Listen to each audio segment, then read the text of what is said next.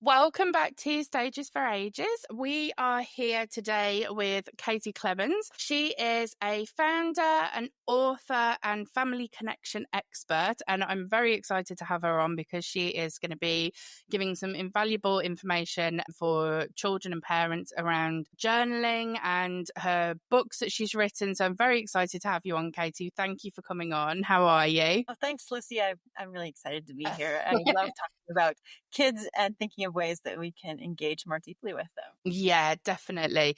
So introduce yourself a little bit better for me, Katie. What is it that you do? What is a family connection expert, and what are the books that you've written and your journals? How did you get into that? Okay, well, let's first begin with I'm a mom of four. And one thing that I notice is, for example, when I pick up the kids from an activity or something, I've missed them. I'm excited to say, hey, how was it? What did you do? Like, I just have all the questions. And I think that as moms, we are like that. We just want to jump in and find out all the things about the kids' day. And the kids are like, whoa, whoa, whoa, whoa, whoa. They just need a minute to stop because they've been go, go, go, go, go. And so when you ask them these questions, they're either like, they shrug, it was fine. Or like, I don't know, it depends on the kid. Sometimes the response is they might tell you a story, but most kids just won't. So my goal is to help us as parents figure out how do we tap into our kids' minds and learn about what they're doing, how they're feeling, and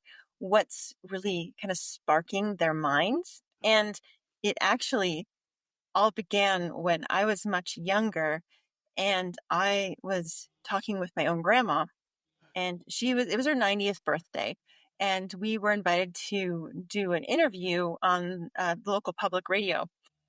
So I had all these questions, kind of like I will come to our kids with today. And my grandmother just completely froze. And she's like, Katie, I don't remember. And it really struck me because here I am having all these questions. And all this time, my grandma didn't think that those questions mattered. Those stories about her life didn't matter. So fast forward to right now, and we are in my family, for example, with the four kids, like, there's just a lot going on. And I, as a mom, don't always stop and think, well, what are those stories that are really important?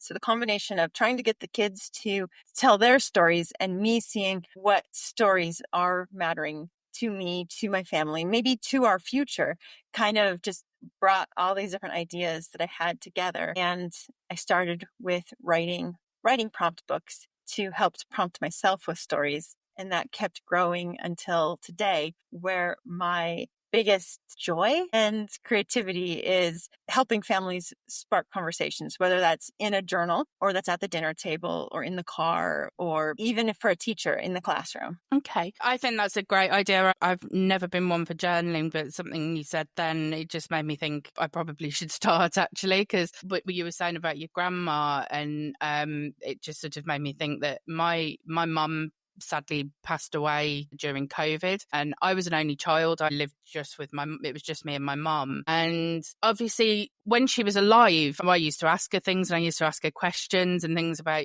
previous family members, for example, her grandparents or places that she'd been and things like that. And now that she's gone, I can't remember a lot of the things that she said to me and the things that she actually told me. There are certain stories that I can remember, but they're sort of fading in my mind because it was a long time ago when she originally told me that question. And now that she's not here anymore, it would have been lovely to have had something like a journal or a diary or something that I could look back on of hers and go, yes, that was what she wrote down. That was what she told me. That was the story, or that's that person she was talking about, and things like that. I think maybe it's something I probably should start doing actually, so that my son, he's got sort of a memory essentially of me as well. I did start doing something in COVID. I put together like a book, a COVID sort of memory book, which sounds a bit morbid, but it was all pictures of like the empty kind of airports and things on TV that we saw and all of that. I put pictures and everything together. So I was quite good with pictures, but I've never been one for sort of writing things down. So I think that's something that I might look into. Yeah, I'm so sorry for your loss. Thank you. How old is your son? So he turned 5 in April. He's just recently been diagnosed with autism. He is verbal and he's very outgoing and things like that, but he's got certain trademarks of autism. So he flaps, and he's got they mentioned PDA, which is pathological demand avoidance. So he tends to kind of bulk away from if you put like a demand on him, whereas if you give him options of doing things, that works a little bit better for him. So I've kind of learned how to get him to do things now rather than telling him to do things. I have to sort of say, would you rather do one of two? And that seems to work a lot better for him now. But yeah, he was diagnosed about 3 months ago. I think we had the official diagnosis. It took about 4 years to get him diagnosed, but we had the official diagnosis about 3 months ago. Some of the things that you're describing about him, I think, are universal truths for kids too. Like, and for anyone, we don't like being told, this is what you need to go do. Yeah. And what I like to do, for example, in the journals that I create, is not just write your answer here. I kind of like to make it feel fun, like it's a game for kids. So, for example, I have my first mom and son journal. And this book, it's for 5-year-olds and 5 to 7-year-olds. And what I like to do for this particular age group is not say things like, write down your favorite fruit, write down your favorite vegetable. Because while they have their favorites, telling them, write that down, well, they're still learning how to write their own names, and, they'll be a little bit older and they'll still be mixing up B and D and P, and it feels like work. So how do we connect with our kids in a way that doesn't feel like work? And that's what I really try to lean into. So let me see if I can pull up a page in my first mom and son journal to show you. Because even for your son with autism, you might find that he likes some of the simpler things, like this right here. Mom writes, I like to, and it says, sing silly songs. And you're just circling thumbs up, thumbs down, jump on the bed. So I love when moms answer this one, right? I like that one. Or when kids, because the kids love to, but they're not supposed to. So I always just love the pause as they think, like, what am I supposed to say versus what's my truth? I love that book. It's a really thick book as well, isn't it? There's a lot of things in there, isn't there? 144 pages. Yeah. And so, yeah, when you think of journaling, we always think you're writing and writing and writing and writing. But that's not fun. For some of us, it becomes a habit and it becomes really easy. But I think for kids, we want to engage them the way they think. So, you're asking, how was school today? Well, instead of asking how school was, like, what if we drew a treasure map? And, X marks the spot with our home. And so as you're building this treasure map, here's where you start talking to them about what they did today. Like, oh, so they drew, they were at school. They were at school. So what'd you do at school today? And that's maybe when they'll start telling you. So you're recording these drawings and stories and coloring pages together. But as you're doing that, you can start talking if those are the questions that you have that you want to answer.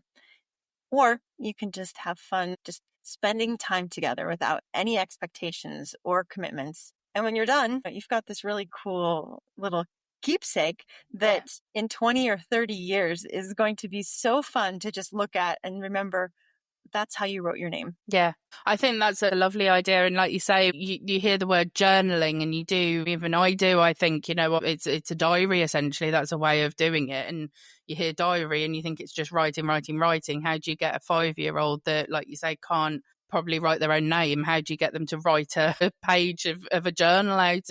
But what you've done there is a fantastic idea of just making it into a fun thing and educational as well, because they're kind of using their recall ability of what they've learned that day, but also they're learning to do things in like drawing treasure maps, for example, or maybe just drawing something in the book that they like to do. So I think it's a fantastic idea you've come up with. We've obviously we've touched on it a little bit. Why do you think sharing stories and recalling that information is important for parent and child relationships? Like, what happens in those moments when we're kind of vulnerable with our children, where we may think, well, should I say that to them? Do I want them to remember this in 20 years' time and things like that? The biggest thing is that your kid feels seen by you. And by doing that, you start feeling seen by your kid. because all of a sudden you start understanding each other more. We might be sitting in the exact same room, but we're both sitting there with a different lens of experience and perspective and just how much our cultures change over generations. So you might be looking at something one way and your kid looks at it in a totally different way. And so by stopping to journal or to have deeper conversations together, you get to be able to look at the world through your kid's eyes, and your kid gets to do that through yours. And, it's the simplest things sometimes, you being frustrated that, let's say, that they're not eating off their dinner, and they start talking to you and they're like confessing, well, I actually don't like this food, or they don't see the importance of why they need to save the food, but you can tell them some story about why it's important to you. And all of a sudden, this thing that was always a conflict can become less of a conflict. It can be more about understanding. And that can be a really beautiful thing when you start just developing this habit of, I see you and I understand you, or I'm trying to understand you. If you look at past generations, that, especially with fathers, wasn't something that our cultures were doing. It was kind of like, I was thinking of the phrase, he who makes the gold makes the rule. I would always hear that. And there wasn't any sort of dialogue about what you as the kid want or what you as the kid need.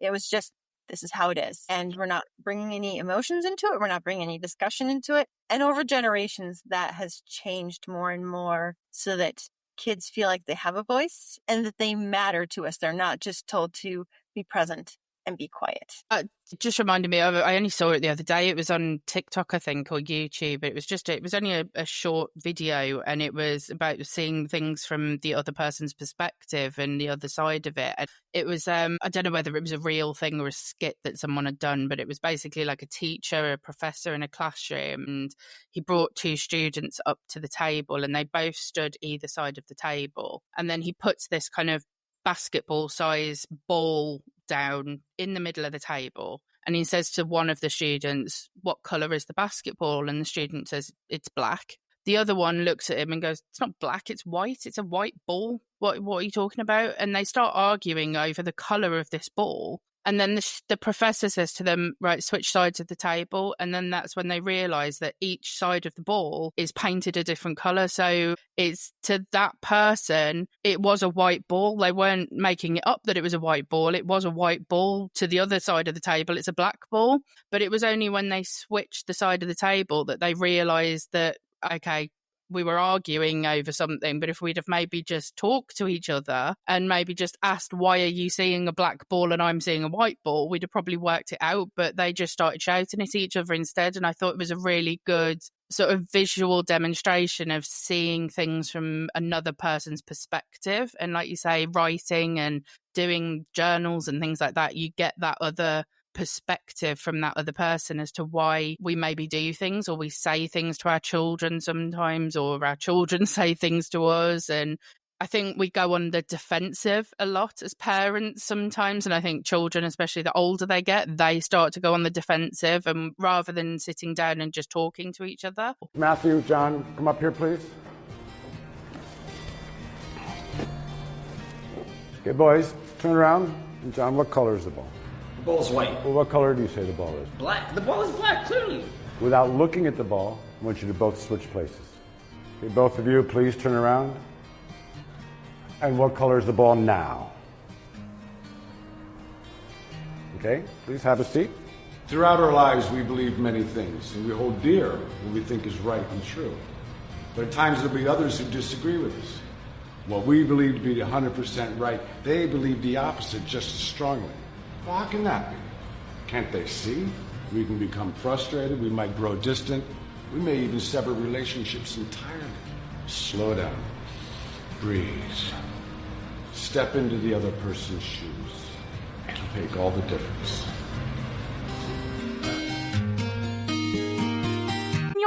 You mentioned in the book as well, making it sort of fun rather than versus like just writing pages out. Is there a difference between sort of play with your children versus kind of just talking to them? And why is it sort of important to put pen to paper together rather than doing it individually, if that makes sense? Sure.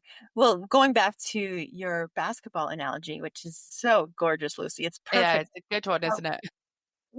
see things. We're so convinced about how things are sometimes that it's really easy for any of us, especially as moms. I think when we're working with our kids and we are so busy, we have so many things on our minds. We have to figure out still what's for dinner, get everybody where they need to go. Do they have the clean clothes? Do we pack all the things? And it's so easy to just be like, this is what you need to do. And we forget to just maybe be a little bit more kind, a little bit more patient, because we are so focused on trying to keep all those things in our heads, balance all those balls that are going and going and going. So I think that writing is a really, really powerful way to work between a parent and a child, because sometimes as parents, we have all those things in our heads. So we're not really listening or watching to see what our kids need. Then when our kids write it down, that's when we can look at it and be like, yeah. And our kids on the flip side, their biggest goal right now is to make sure that when they're interacting with you, that you're happy with them. And sometimes that means that they're going to not say things that they're really feeling or that they're struggling with. They're going to do the things that they know that you want, and they might not even realize they're doing this. But when you when a kid puts down words on paper, they can focus on how they are feeling and worry less about how mom is going to respond, how dad is going to respond. And this is not as much relevant to the 5 to, let's say, 7 or 8 year olds, but so here's the next book that I would encourage a mother and son to work on together. It's Between Mom and Me. And so here you are writing, it has more writing things, but also still emphasizing the drawing together, check boxes. But for example, let's see, here's one about school. Which school subject is there's a good chance that by just giving them a little bit of white space, they might say more than science. They might say something specific about it. And what I like to do then is nudge it a little bit harder. So the next question is, why do you think it's so hard? And these are questions that just by having the paper in front of them, they're only thinking about what it is, what that subject is, why it's hard for them. And then here's the big one. How can I help make it easier? So here I'm giving you a whole page. Is your son or daughter going to fill out that much? It depends on the child, but they see that they have the space to breathe and to share that if they want to. And so what I like to do then, Lucy, is have follow-up questions from mom. And so she's like, in this case, the kid is asking, what are your thoughts on what I wrote about school? And which subjects did you struggle with when you were my age? Because as moms, we're so focused on let me help fix your problem. So maybe here's a little perspective for both of us. Like, oh yeah, I remember when this science project was really hard for me too. Or actually, what's weird is it was English that was so hard for me. And here's why. I really admire how good you are at, and here's the last question. How does knowing that subject help your life today? So little questions that sometimes when we're having the dialogue together, we can't dig deep into. But by having prompts on paper, sometimes that can open us up just a little bit more and be more receptive to each other's experiences and being more aware of how those experiences have shaped who we are too. Yeah. I think having prompts is a great idea, because I think, like you say, I ask my son every day when he comes out of school. Obviously, he's 5, so it's very limited in terms of he talks constantly. But you ask him when he comes out of school, what have you done today? He had forest school yesterday, and I thought I was going to get, we've climbed a tree, we've looked at this, we've done, yeah, it was all right, thanks. So having those prompts there would have been quite useful, because maybe when he's sort of come home and he's had his tea and he's sort of relaxed a little bit, I could have maybe looked at those prompts and then kind of asked him questions about his day using those prompts, because you kind of, other than, how was your day at school, if you don't get anything from them, it's a bit like, okay, where do I go next? What do I ask next to get more information out of them? If you sort of run out of things to ask. Well, what you can do too is, so here's he had this big day. He's in the forest, and you take it and you break that down into something really, really small. Not right away. Like you said, let him have his tea, let him relax a little bit. And then, you're there busy doing your thing. Maybe you're making a sandwich, or you're there. So your hands are busy, and he's not feeling like you're all, yeah. Give me a great speech about what you did. Instead, try just being like, so did you see any insects today? As you're putting the mayonnaise on the bread, and just a little tiny thing. And sometimes that little thing, if he's like, yeah, I did. And he might start telling you more about it. The flip side is, sometimes just like, I don't remember. And that's okay. So then maybe a little bit later, you think of another little tiny thing, like, did you play with a stick? Or did you find a stick? So there you're asking him to start. If he found a stick, he's going to start telling you about the stick or maybe what he did with the stick. And so instead of asking him this really big question, you're taking this tiny question.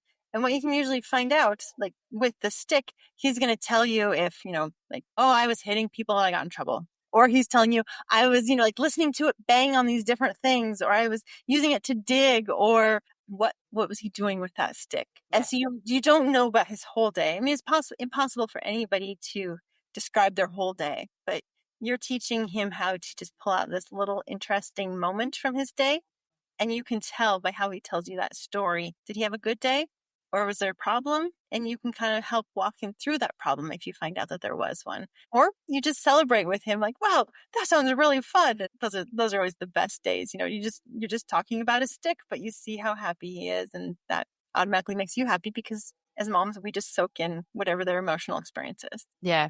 I know you saying that about when doing it when they're a bit more calm and not doing it straight after school, but I think it's kind of like ingrained in us for some reason as adults to, as soon as your kid comes out of school, how was your day, sweetie? What have you done at school? And you kind of bombard them with these questions. And thinking about it now, like the most I get out of my son about his day or at school is generally just before he's going to bed. He likes to go to bed and sit in his bed, and rather than we'll read a book or something like that, but then he likes to tell me about his day when he's in bed. I always get the most information out of him when he's sort of settled and he's relaxed, but I still ask him every single day when he comes out of school. So it's like, I don't know why I do that rather than just leaving it and just ask him when he's going to bed, because that always seems to be the time that he wants to tell me about his day and talk to me. So it's obviously sort of like, it's just a parent thing, I suppose, that we feel the need to kind of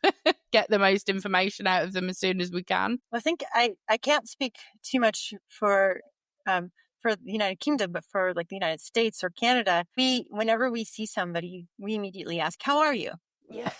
And so it's immediately like, boom, go. And so I think it's really easy for us then to just take that to our kids too. We see you, hey, how are you? Think about it this way. When you come home from the grocery store, you're overstimulated because again, you're thinking about all of the things, like all the food you need to get, all the meals you need to make, now you need to put it all away. And just imagine you're carrying the food in and all these things you still have to do with the food. And somebody's immediately like, hey, did you buy and like, what did you get? What are you going to do with it? And you're like, I just need to put it away. Just give me a minute to put it away in silence. Or, like, I don't want to be thinking about what I just did. I just want to finish. And for them, it's kind of that, I just need to finish, get home and just exhale. So I think it's kind of the same for us. Yeah, definitely. I mean, it's silly things like when I go into a shop, for example, I don't like going into shops and you get that sort of, you will, especially in clothes shops and things like that, you get those like salespeople that will come up to you. Can I help you? Can I help you with anything? Do you want to know? No, if I want to know, I'll come and ask. I'm like, leave me alone. I just want to do my shopping. So it's a bit like that, So yeah, it's obviously just a parent thing. I think we need to sometimes just take a breather and let maybe our children come to us with the information rather than trying to force it out of them. Or just come to them when it feels like maybe they're a little bit more ready. Yeah.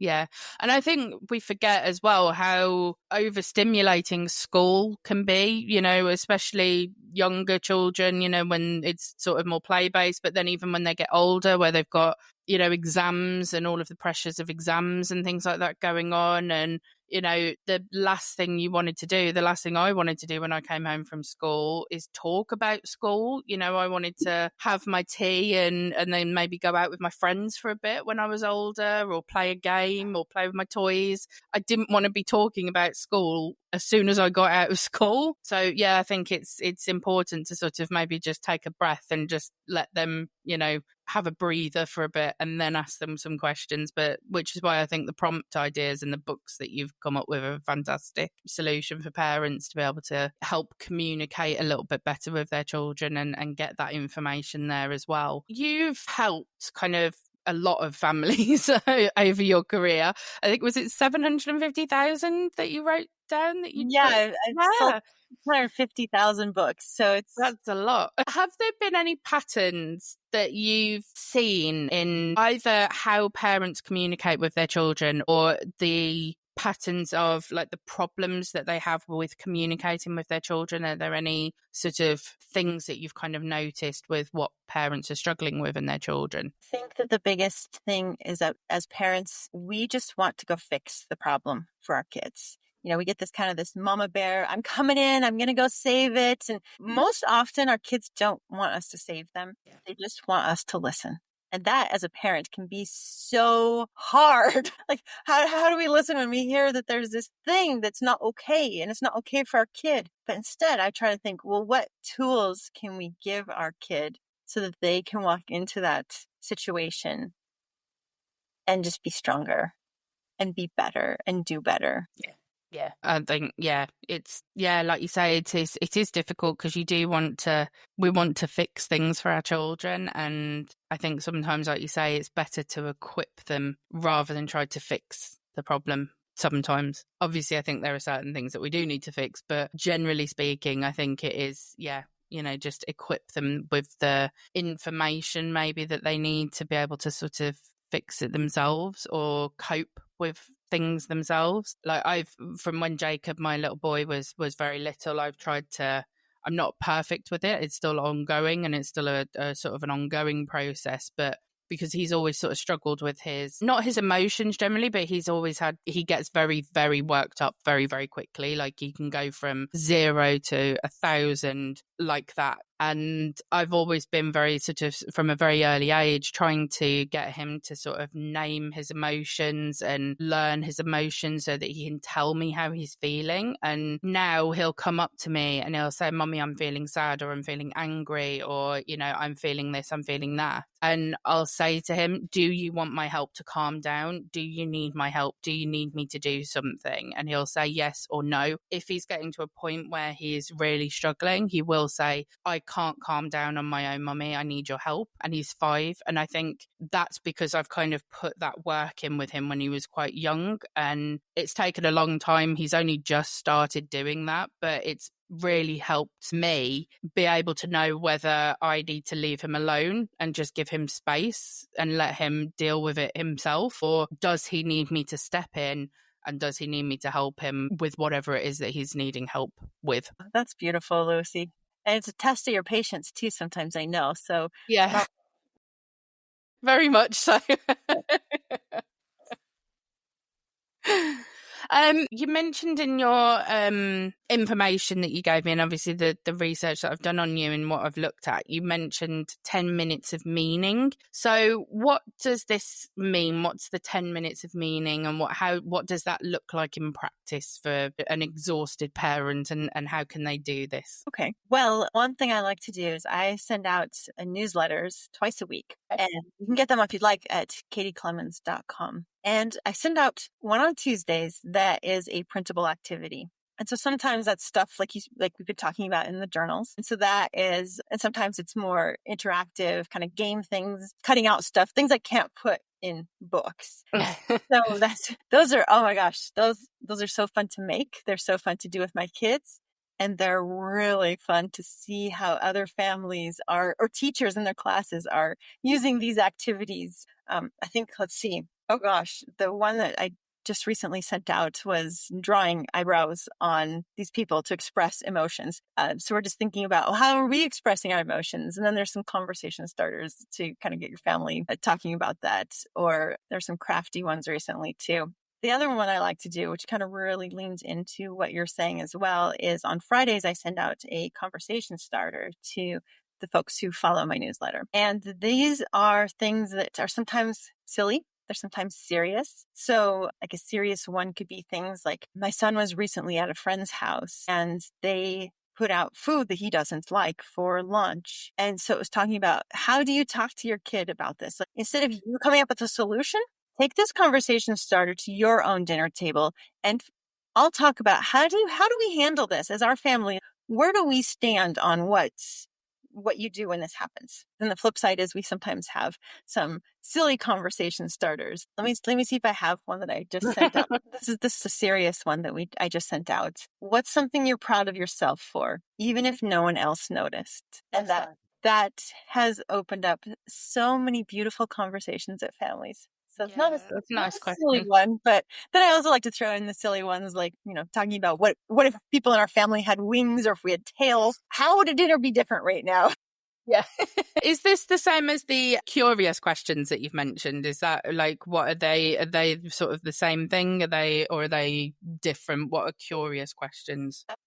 Yeah. So, in my books, I definitely like to mix in some silly. So not like what if aliens landed? Not like that kind of direction. More silly, like just loosening up inside your family. And sometimes as parents, we're like, I've forgotten how to be fun. Yeah. And it's so easy to forget how to be fun when you are the one who's managing so many things in your family. Yeah. So yeah, I just like to throw in what I think are some funny things. Do you want a specific example? I can flip through here and see if something pops out. Yeah, if you've got any. Okay, sure.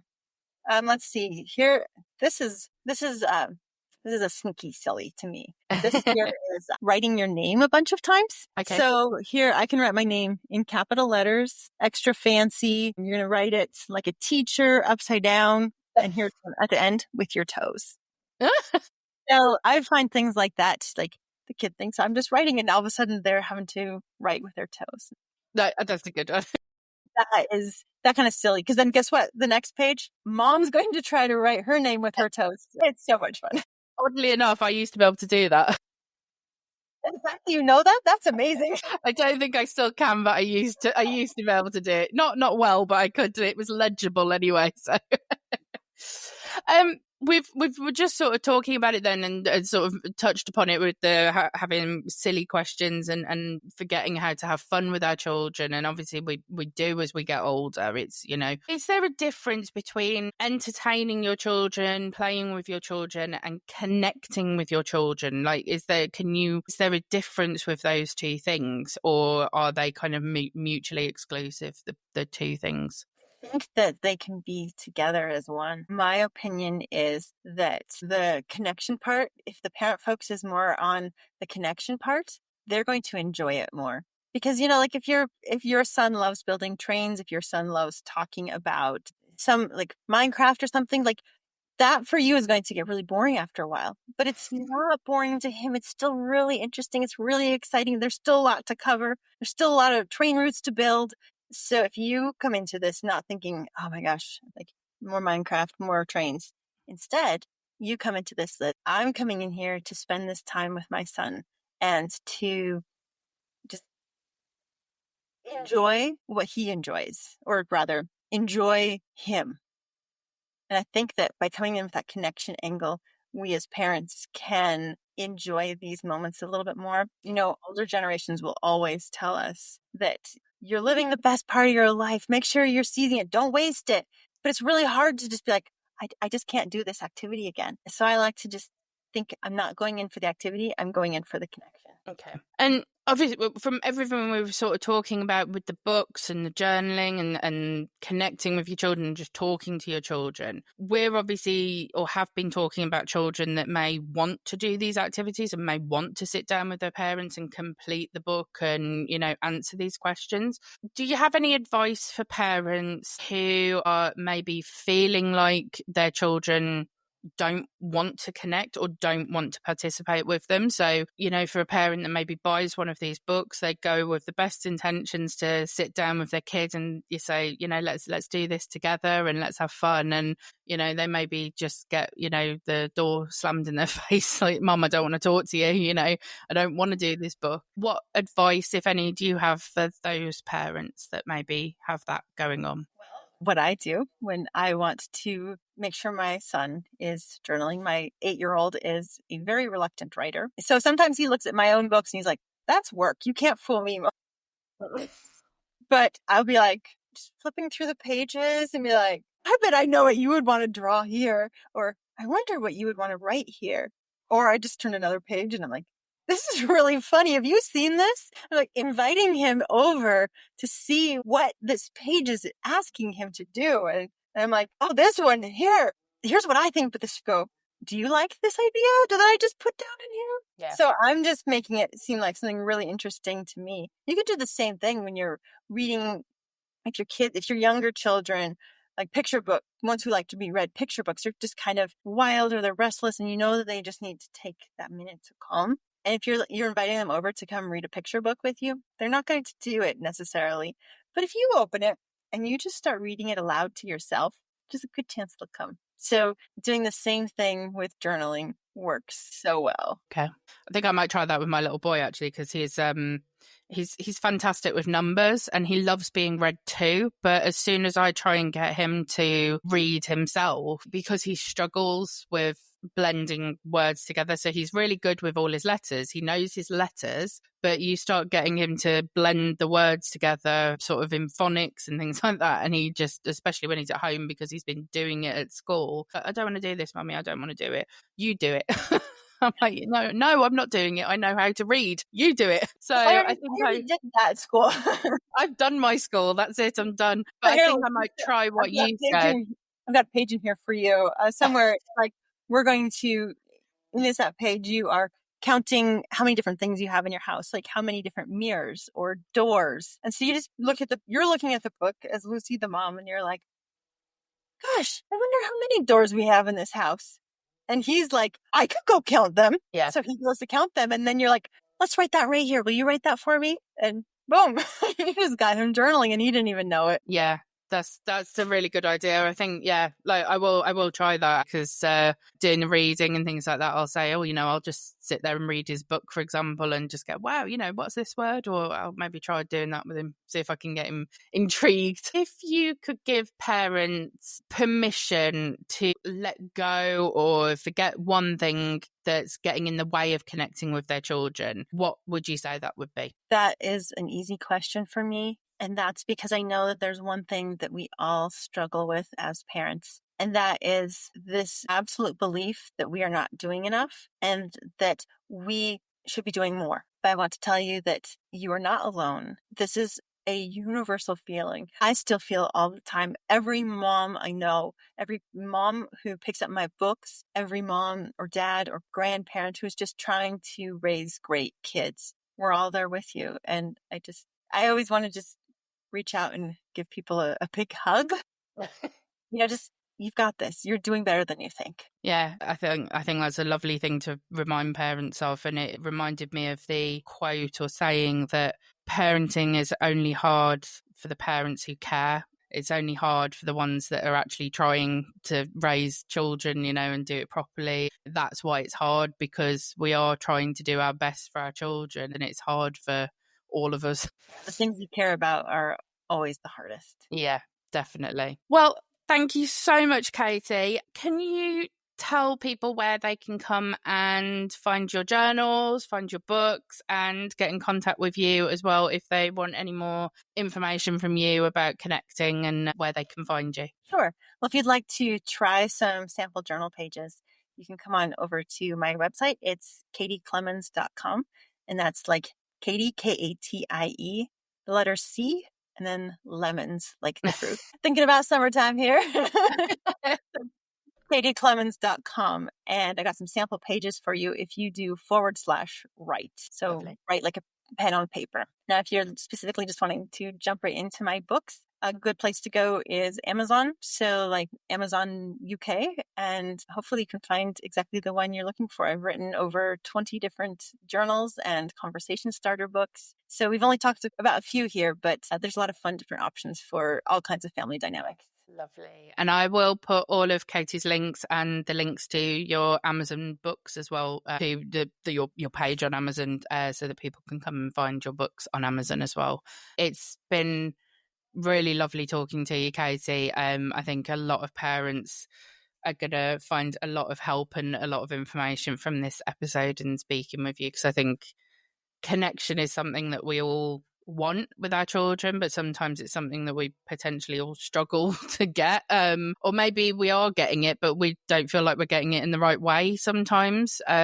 So yeah, I think we've maybe sometimes have like these ideals of sitting down with our children and having these hour-long heart-to-heart chats, and that's connection. But those little 5 minutes that we have with them at the kitchen table while they're eating their dinner, that's also connection, so I think having someone like you just kind of giving those books and the journal ideas is a great thing. So thank you for coming on and sharing your sort of story and your journaling ideas. I think it's been lovely. Oh, thanks, Lucy. I very much enjoy it, and I appreciate you reaching out to me.